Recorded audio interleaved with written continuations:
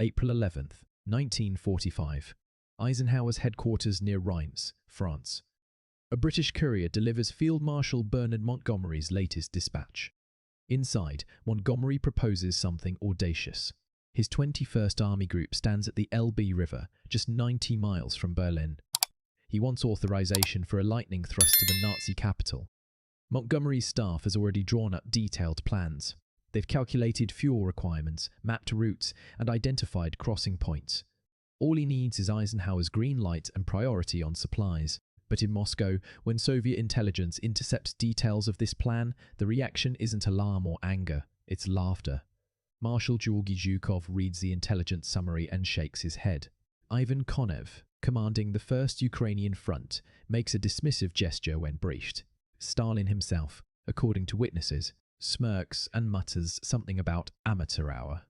Why did the commanders who crushed the Wehrmacht from Stalingrad to the Oder River treat Montgomery's Berlin plan as a joke? The answer reveals not just military calculation, but the brutal mathematics of urban warfare that the Soviets had learned in blood. To understand their mockery, you have to see the chessboard as it actually stood in early April 1945.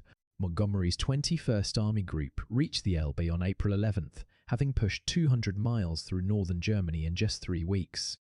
It was an impressive feat of mobile warfare. British Second Army and the American Ninth Army, under Montgomery's temporary command, had crossed the Rhine on March 23rd, then swept across the North German plain with relative ease. German resistance was collapsing everywhere. Entire divisions surrendered without firing a shot. The road to Berlin seemed open. Montgomery saw it as the culmination of his career, a chance to lead Allied forces into Hitler's capital and write his name in the history books, alongside Alexander's entry into Babylon. His plan called for a concentrated thrust with about 40 divisions, supported by massive air power and given absolute priority on fuel and ammunition. He estimated the dash to Berlin would take perhaps a week, maybe 10 days. Then there's what the Soviets saw from their perspective. On April 16, just 5 days after Montgomery reached the Elbe, Zhukov's 1st Belarusian front and Konev's 1st Ukrainian front stood along the Oder River, less than 40 miles from Berlin's eastern suburbs. But these weren't the same 40 miles Montgomery envisioned racing across. Between the Soviets and Berlin lay the Seelow Heights, an escarpment rising 50 to 60 meters above the surrounding terrain. German engineers had turned it into a fortress. Every house became a bunker. Every cellar became a firing position. Anti-tank ditches zigzagged across the landscape. Mines dotted every field. Artillery positions were dug into reverse slopes, where Soviet counter-battery fire couldn't reach them. The Germans had 3 full defensive belts between the Oder and Berlin, each anchored on rivers, canals or high ground. And manning these positions wasn't some ragtag collection of old men and boys, though there were Volkssturm units too. Army Group Vistula included the 9th Army, roughly 200,000 troops, with the survivors of multiple panzer divisions. They were outnumbered and outgunned, but they were defending their capital, and they knew every inch of ground. Zhukov committed 2.5 million men to the Berlin operation. That's not a typo. 2.5 million soldiers. He had 6,250 tanks and self-propelled guns. He had 7,500 aircraft. He had 41,600 artillery pieces and mortars. So many guns that in some sectors they stood wheel to wheel, 1 artillery piece every 13 feet of front. This wasn't overkill or Soviet excess. This was the force Zhukov calculated he needed based on 4 years of experience fighting the Wehrmacht. When Soviet commanders heard that Montgomery planned to take Berlin with a fraction of that force, advancing 90 miles through territory where German reserves could still maneuver, they didn't see audacity, they saw suicide. The Battle of Seelow Heights began on April 16 with the most massive artillery bombardment of the war. For 30 minutes, over 10,000 Soviet guns pounded German positions. The noise could be heard in Berlin. Zhukov had even deployed 143 massive searchlights to blind German defenders and illuminate the battlefield. But the Germans had anticipated the attack. They pulled their forward units back, so the bombardment hit empty trenches. When Soviet infantry advanced, they ran straight into prepared kill zones. The battle turned into a meat grinder. It took 3 days of continuous fighting for Zhukov's forces to break through. Soviet casualties at Seelow Heights numbered around 30,000 killed and another 12,000 wounded. They lost 743 tanks and self-propelled guns. German losses were about 12,000 kills, but the delay was what mattered. 3 days. Hitler gains 72 hours to pull more troops into Berlin, to prepare the city's defences, to create more killing zones in the rubble. And this was with overwhelming Soviet superiority in men, tanks, guns, and aircraft. This was with Germans fighting on the ground. The Soviets had spent weeks reconnoitring. This was with Soviet commanders who'd fought their way from Moscow to the Oder, who understood exactly how the Wehrmacht fought, who knew every tactical doctrine and defensive trick the Germans possessed. Yet, it still cost 30,000 dead in 3 days to crack the outer defences. When Zhukov learned of Montgomery's proposal to race 90 miles to Berlin with maybe a tenth of the Soviet force, starting from cold without extensive reconnaissance, attacking through territory where German units could still concentrate and counterattack, he reportedly said the British would drown in their own blood before they reached the suburbs. But distance and firepower weren't even the biggest problems with Montgomery's plan. The real issue was politics and promises already made.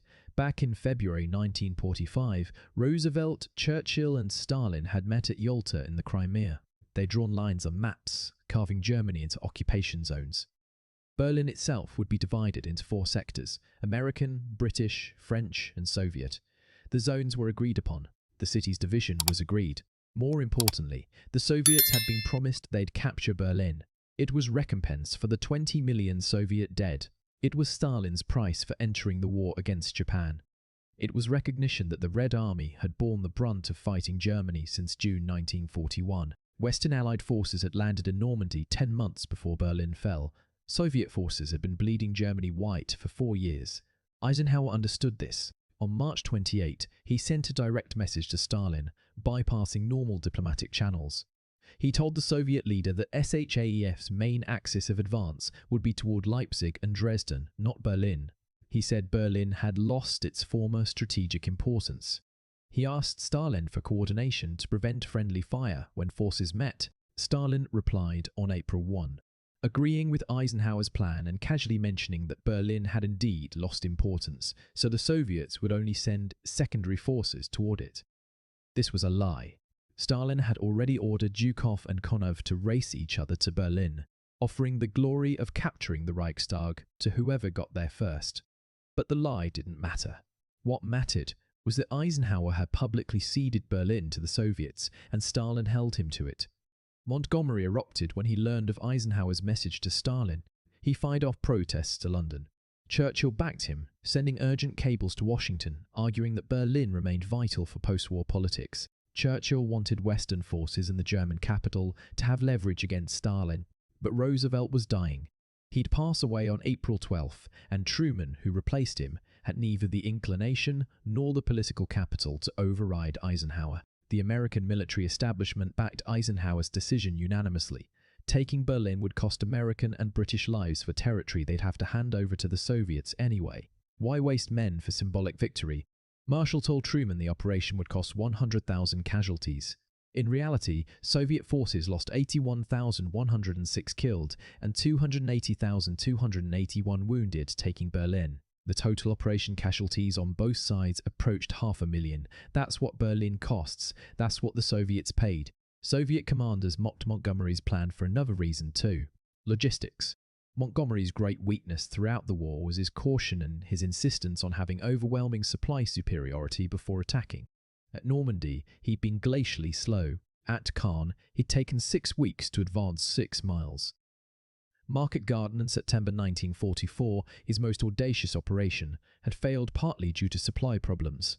The British XX Corps couldn't push supplies forward fast enough to support the airborne troops at Arnhem. Now Montgomery proposed an even longer supply line. 90 miles of German territory where partisans and bypassed Wehrmacht units could interdict his convoys. The Red Army moved on foot and horse-drawn carts as well as trucks. Soviet soldiers carried 2 weeks of dried bread and lived off the land. British and American troops needed hot meals, regular resupply, and field hospitals with the latest equipment. Montgomery's dash to Berlin would stretch his logistics to breaking point. And what happens when an armoured spearhead runs out of fuel 30 miles from Berlin with German forces closing in on both flanks? Disaster, encirclement, another Arnhem, but worse because there'd be no river to withdraw across. The Soviets had learned these lessons the hard way. In 1944, when they pushed deep into Poland and East Prussia, they paused multiple times to consolidate supply lines. After Operation Bagration destroyed Army Group Center, Zhukov and Konev didn't race straight to Berlin.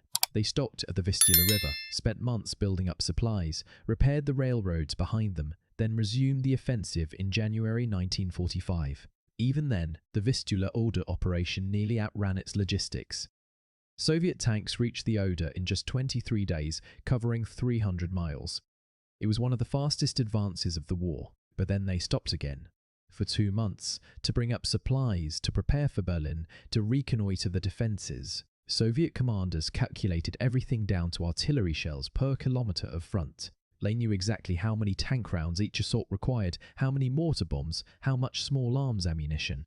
When Montgomery proposed improvising a thrust to Berlin without months of preparation, Soviet officers literally laughed. It violated every principle they'd learned at such staggering cost. Then there's the nature of Berlin itself. By April 1945, the city was a fortress.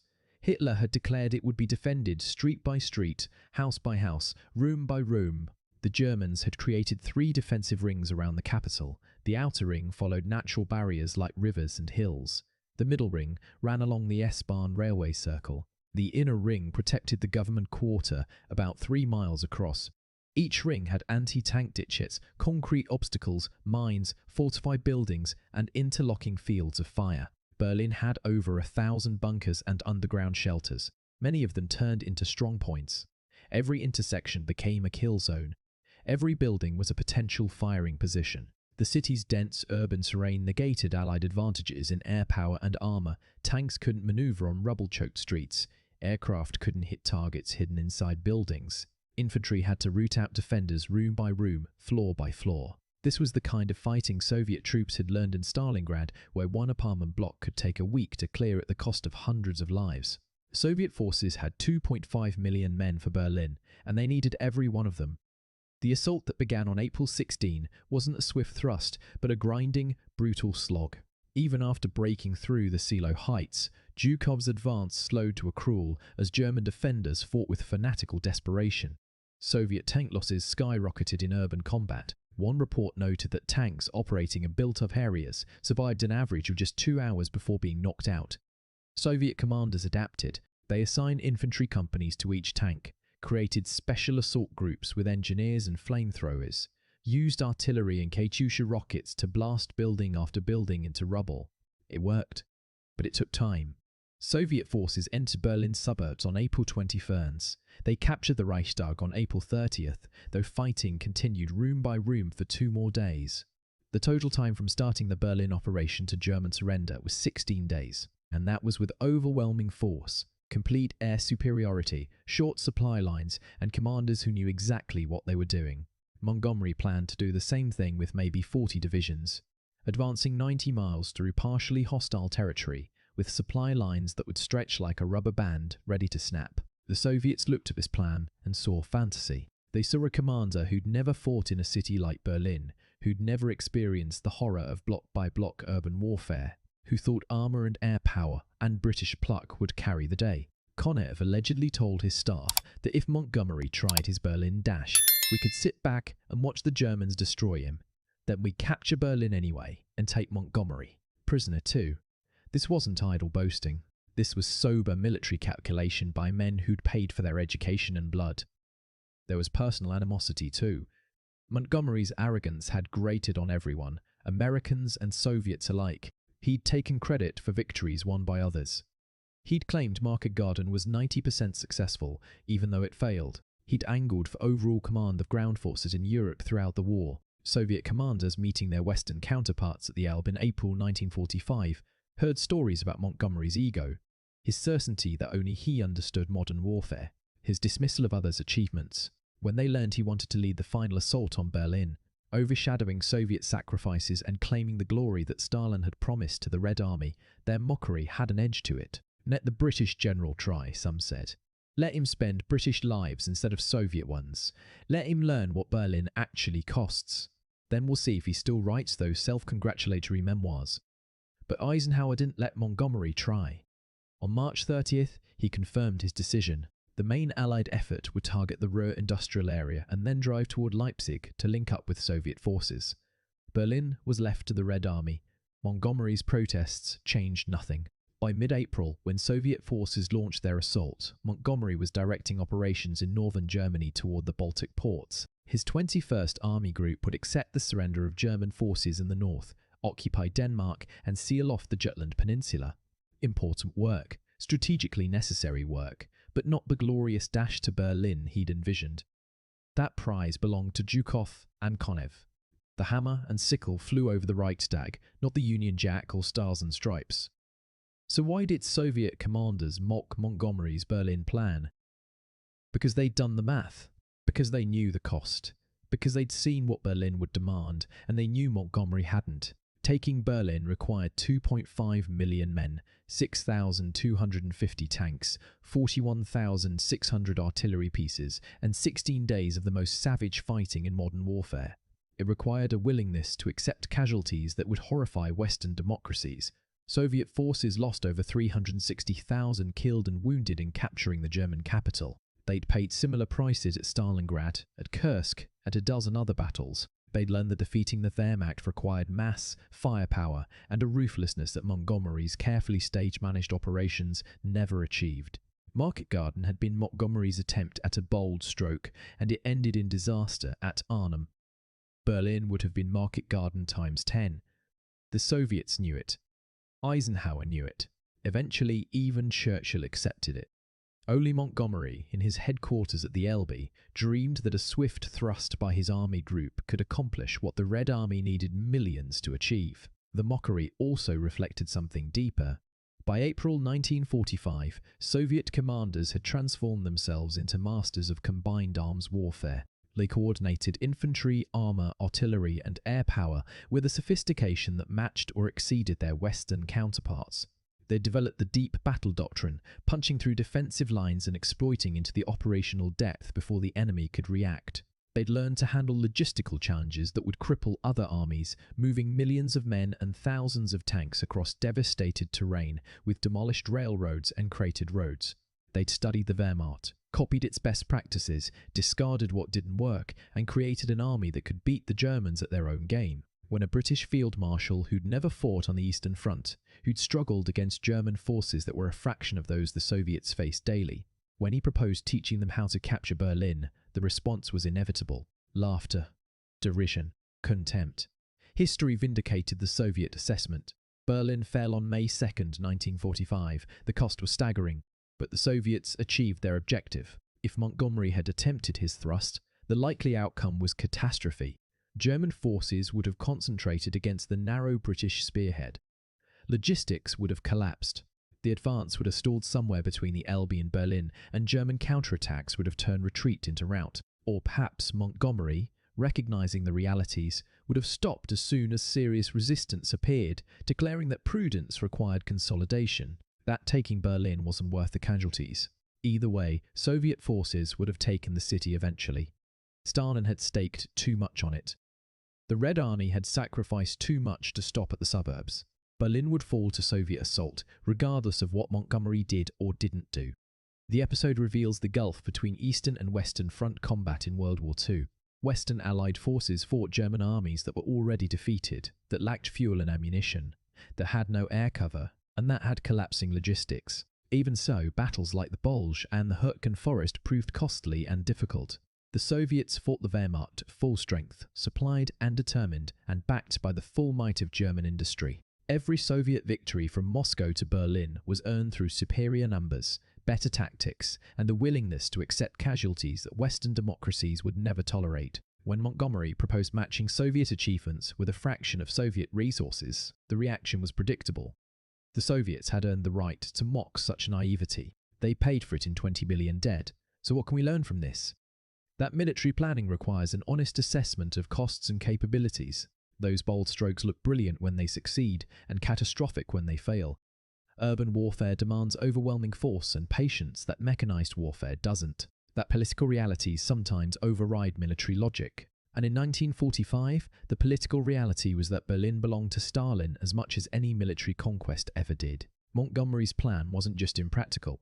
It was politically impossible, logistically absurd, and tactically suicidal. Soviet commanders recognized all three problems immediately. Their mockery was simply an acknowledgement of the obvious truth. The legacy of Berlin's fall shapes Europe even today. The city's division into occupation zones led directly to the Cold War confrontation. Soviet control of Eastern Europe's capitals, won through Red Army conquest, created the Iron Curtain that defined international relations for 45 years. If Western forces had taken Berlin, would history have changed? Probably not. The occupation zones were already agreed upon at Yalta. Stalin would have demanded his pound of flesh regardless. But the question itself reveals Montgomery's motivation. He wanted glory. He wanted vindication. He wanted to be the man who captured Hitler's capital. The Soviets wanted revenge and security. They wanted to ensure Germany never rose again. They wanted compensation for Leningrad's 900-day siege, for Stalingrad's ruins, for the thousands of villages the Wehrmacht burned. These were not equivalent motivations. And the side that wanted it more, that needed it more, that paid more for it, they're the ones who got it. Think about this story the next time someone proposes a quick military solution to a complex problem. Think about the gulf between planning room calculations and battlefield realities. Think about how easy it is to commit other people's lives to operations you won't fight yourself. Montgomery wouldn't have led the assault on Berlin personally. He'd have watched from headquarters, moved pins on maps, issued orders for his troops to advance through kill zones and minefields. Soviet commanders like Zhukov and Konev didn't just plan operations. They visited forward positions under fire. They understood personally what they were asking their soldiers to endure. This difference in perspective explains why Soviet leaders mocked Montgomery's plan. They knew what Berlin would cost because they paid similar prices at Stalingrad and Kursk and 100 other battles. Montgomery knew victory from afar. The Soviets knew it up close. What do you think? Could Montgomery have taken Berlin if given the chance? Would the casualties have been acceptable? How would European history have changed if Western forces captured the German capital? Drop your thoughts in the comments. If you found this video informative, hit that like button. Subscribe for more deep dives into World War II's untold stories. Next time, we're covering Stalin's secret order that nearly triggered World War III in Berlin's rubble. A confrontation that came within hours of Soviet and American tanks opening fire on each other. You won't want to miss it. Until then, remember that military history isn't just battles and strategies. It's about human decisions with world-changing consequences, and sometimes the wisest decision is recognizing what you can't do.